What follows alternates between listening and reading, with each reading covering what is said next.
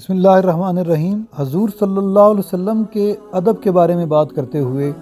آپ صلی اللہ علیہ وسلم کے سامنے بات کرنے کا، آواز کو بلند کرنے کا کیا طریقہ ہونا چاہیے تھا،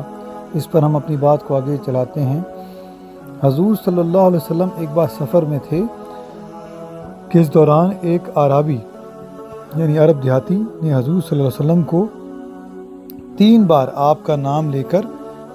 اونچی آواز سے پکارا، یا محمد، اس طرح کہہ کے اور اونچی آواز سے۔ تو اس وقت صحابہ کرام نے اس کو بتایا کہ حضور صلی اللہ علیہ وسلم کی بارگاہ کے ادب کا یہ تقاضا ہے کہ آپ صلی اللہ علیہ وسلم کی موجودگی میں آہستگی سے بات کی جائے اور آپ کو آپ کا نام نامی لے کر اس طرح اونچا اونچا نہ پکارا جائے۔ حضور صلی اللہ علیہ وسلم کے ادب کے بارے میں بہت ہی مشہور آیت جو ہے قرآن پاک میں سورہ بقرہ کی آیت نمبر 104 ہے، جس میں اللہ تعالیٰ نے کہا، یا ایھا الذین آمنوا لا تقولوا راعنا وقولوا انظرنا واسمعوا وللکافرین عذاب علیم، جس کا ترجمہ یہ ہے کہ اے ایمان والو، حضور صلی اللہ علیہ وسلم کو رائنا نہ کہو بلکہ انظرنا کہو، اور ان کو سنو، آرام سے سنو، اور اللہ تعالیٰ کا بہت ہی بڑا عذاب ہے جو کافروں کے لیے تیار کیا گیا ہے۔ اس آیت مبارکہ میں حضور صلی اللہ علیہ وسلم کے لیے ایسا کلمہ یا ایسا لفظ استعمال کرنے سے بھی منع کیا گیا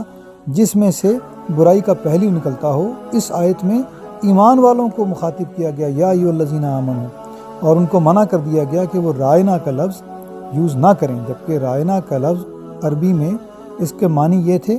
کہ ہماری طرف رعایت فرمائیے، یعنی ہماری طرف توجہ فرمائیے، ادب کا لفظ تھا۔ تو انصار یہ لفظ یوز کرتے تھے حضور صلی اللہ علیہ وسلم کی توجہ اپنی طرف مبذول کرانے کے لیے کہ آپ صلی اللہ علیہ وسلم کی طرف دیکھیں، اور ادب سے یہ بات کرتے تھے۔ لیکن اللہ تعالیٰ کو یہ بات کیوں ناپسند ہو گئی اور اس پہ قرآن میں آیت نازل کر دی؟ چونکہ اس زمانے میں جو یہودی تھے وہ حضور صلی اللہ علیہ وسلم کی مجلس میں بیٹھتے اور یہی لفظ یوز کرتے، لیکن یہودیوں کی زبان میں رائنا کو ہلکا سا دوسری طرح سے بولنے سے ایک برے لفظ کا مطلب بنتا تھا، یعنی کہ وہ ذو معنی لفظ یوز کرتے تھے،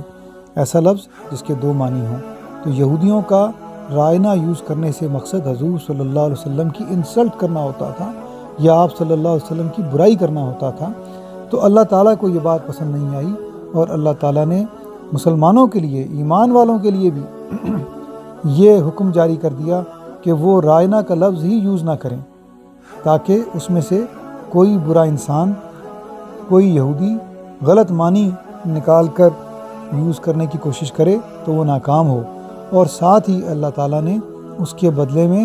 دوسرا لفظ عطا کر دیا کہ آپ صلی اللہ علیہ وسلم سے جب بات کرنی ہو، آپ کو اپنی طرف توجہ کرانی ہو، تو انظرنا کا لفظ استعمال کرو۔ تو اللہ تعالیٰ کو حضور صلی اللہ علیہ وسلم کے ادب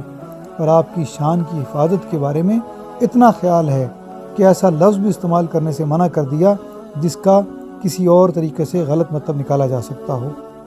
اور حضور صلی اللہ علیہ وسلم سے ادب کا حال یہ تھا کہ صحابہ کرام کے اگر ہم معمولات کو دیکھیں، حضرت عمر بن العاص رضی اللہ تعالیٰ عنہ فرماتے ہیں کہ میری نظروں میں کوئی شخص حضور صلی اللہ علیہ وسلم سے زیادہ پیارا نہیں تھا، اور میں آپ سے زیادہ کسی سے پیار نہیں کرتا تھا، اور آپ سے زیادہ کوئی میرے لیے مرتبے والا نہیں تھا، اور آپ کے رعب اور آپ کے دبدبے کا عالم یہ تھا کہ میری کبھی یہ جرت نہ ہوئی کہ میں آپ کو نظر بھر کر دیکھ سکوں۔ میں کوشش کرنے کے باوجود بھی یہ صلاحیت نہیں رکھتا تھا کہ میں آپ کو پورا یوں نگاہ اٹھا کر دیکھوں، اسی لیے میں آپ کا حلیہ بیان نہیں کر سکتا، کیونکہ مجھے اس بات کی کبھی جرت ہی نہیں ہوئی کہ میں آپ کا تفصیلی جائزہ لے سکوں۔ اسی طرح حضرت امام ترمذی نے حضرت انس رضی اللہ تعالیٰ عنہ کی روایت میں یہ حدیث شریف بیان کی ہے کہ جب حضور صلی اللہ علیہ وسلم اپنے حجرہ شریف سے باہر تشریف لاتے تو حاضرین جو ہوتے، جو صحابہ کرام ہوتے، ان کی نظریں نیچے ہوتی اور کسی کی یہ جرت نہ ہوتی کہ وہ نظر اٹھا کر دیکھے۔ صرف اس مجلس میں 2 شخصیات ایسی ہوتی، 2 لوگ ایسے ہوتے جو نظریں اٹھا کر حضور صلی اللہ علیہ وسلم کے چہرے کو دیکھتے اور مسکراتے، اور حضور صلی اللہ علیہ وسلم بھی انہیں دیکھ کر مسکرا دیتے تھے۔ حضرت اسامہ بن شریک فرماتے ہیں کہ جب میں حضور صلی اللہ علیہ وسلم کی مجلس میں آپ کی بارگاہ میں حاضر ہوا تو میں نے دیکھا کہ جو لوگ وہاں بیٹھے ہیں وہ اس طرح بے حس و حرکت بیٹھے ہیں، اس طرح خاموش اور ساکت بیٹھے ہیں جیسے ان کے سروں پر پرندے بیٹھے ہوں، اور انہوں نے اگر ذرا سی بھی حرکت کی تو وہ اڑ جائیں گے۔ اسی طرح کچھ اور احادیث میں بھی یہ بات آئی ہے کہ صحابہ کرام اس طرح سے حضور صلی اللہ علیہ وسلم کی مجلس میں بیٹھتے کہ جیسے ان کے سروں پر پرندے بیٹھے ہیں، اور اگر وہ ذرا سے بھی ہلے یا انہوں نے ذرا سی بھی کوئی آواز نکالی تو وہ اڑ جائیں گے۔